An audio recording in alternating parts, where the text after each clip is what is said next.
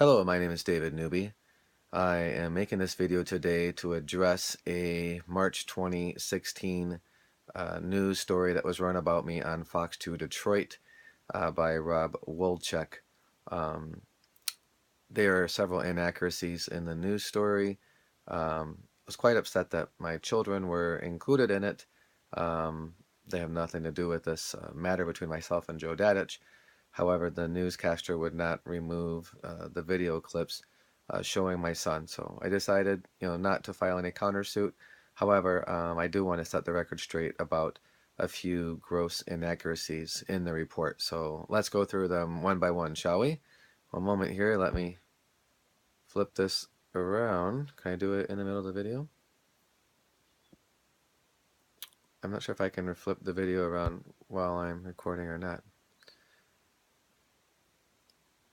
If not, I'm just going to turn the screen around here and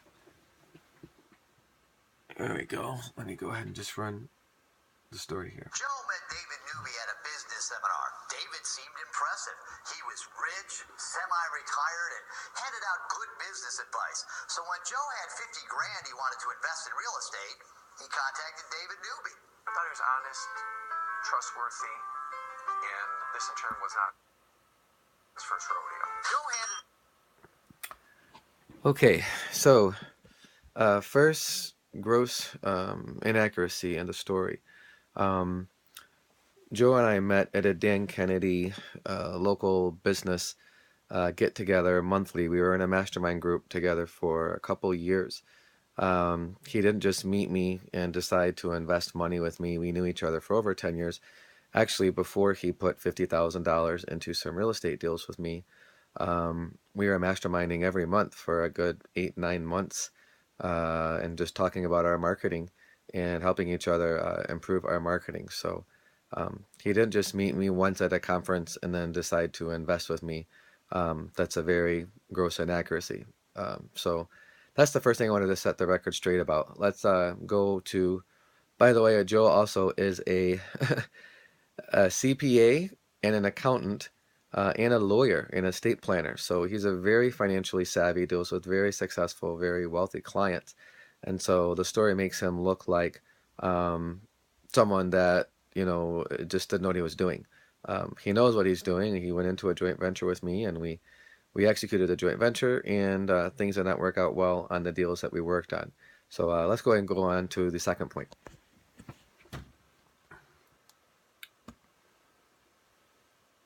over $50,000 to an eager David Newby. Here's where the investment's going to go. We're going to get it under contract, and then we're going to purchase the real estate using my funds and another investor's funds. Then Joe didn't hear from David Newby for months. Joe was getting worried. I met with them the 1st of September, and I asked them again. I handed them a request for an account. I wanted to know where the funds were. David kept putting Joe off. Okay, so second very big inaccuracy in the story. Number one, we did do what we said we were going to do. We did work on several real estate deals. I notified him of such all throughout the summer and fall of 2015 about the status of those deals. Actually, a partner I was working with in Chicago, I even, I believe it was in November of 2015, connected him with a money source that had $15 million to help us close several deals. We had several deals with $200,000 to $300,000 of equity in them. And when my partner in Chicago did not close those deals, even after I connected him with a $15 million funding source, I realized that things just weren't going to get done. I was partnered with the wrong person. So I updated Joe via text and email, and we even met twice in late 2015 about the status of deals. So the news story makes it look like I took his $50,000 and disappeared and he never heard from me. That is very, very inaccurate, and there's digital proof to show all of my communication to him. So that's the second very big inaccuracy. So last but not least, let's go into the third main point that that's incorrect in the story that I'd like to clarify and correct. Until finally, Joe got David on the phone in January. He says how horrible he's felt, and all throughout Christmas and the holidays, it was stressful on him to know that the money wasn't there. That's right. The money held by David in escrow for the purchase of an investment property was gone. Well, not all gone. The account had $1.20 left in it. So you don't take an escrow account that you're entrusted with and then just spend it. So, the last very big inaccuracy in the story is that I just took his money. It was supposed to be held in an escrow account for a closing, and then I misappropriated those funds. Actually, my joint venture agreement with Joe states that I was going to find properties to buy. I was going to arrange financing for those properties. I was going to work with my partner in Chicago to handle all the details necessary to close those deals. We would close them, flip them quickly, or pull equity out of the properties, do a profit split, and pay Joe a percentage of the profits. So the bank account had the name escrow on it, but our joint venture agreement did not say that your funds will be held in escrow. His funds will be held in escrow until a deal closed. So again, as I said earlier, Joe is a very savvy, very connected, very financially intelligent gentleman. For him to assume that the money would not be used for all those things that the joint venture specified, which I told to him verbally, and it says right there in our written agreement that we both signed, that I was going to do advertisements and do all these things to bring in funding for deals.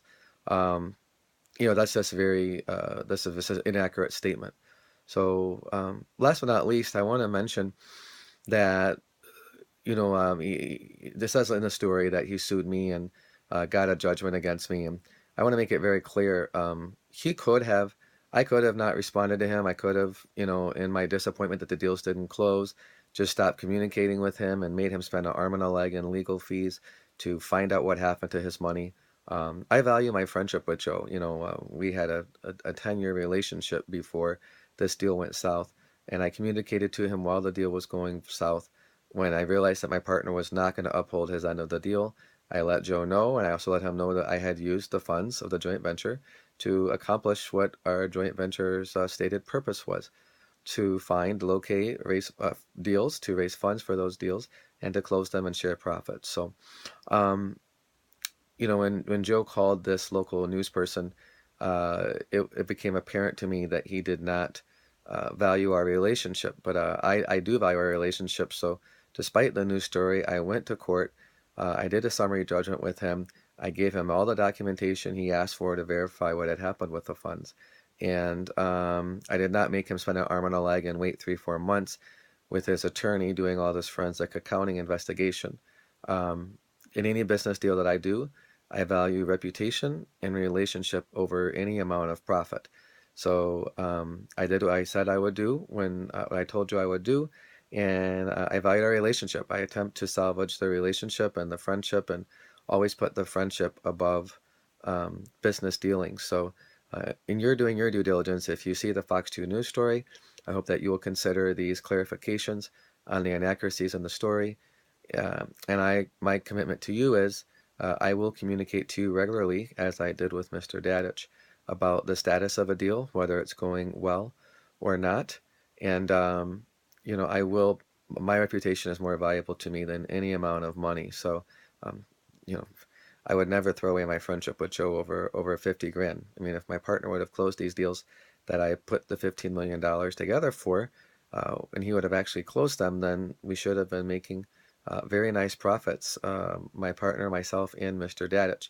However, I made a bad decision and chose a poor partner, and that became clear to me about 9 months into the arrangement. So, in conclusion, I just want to let you know, I try to thank you for your time looking at the other side of the story and getting the complete story. And I trust that this will help you in doing your due diligence, and I hope that we can do business soon, and that I will be able to be of service to you, and you will see that I do what I say what I will do, because my reputation is important to me. God bless you. Thank you for your time.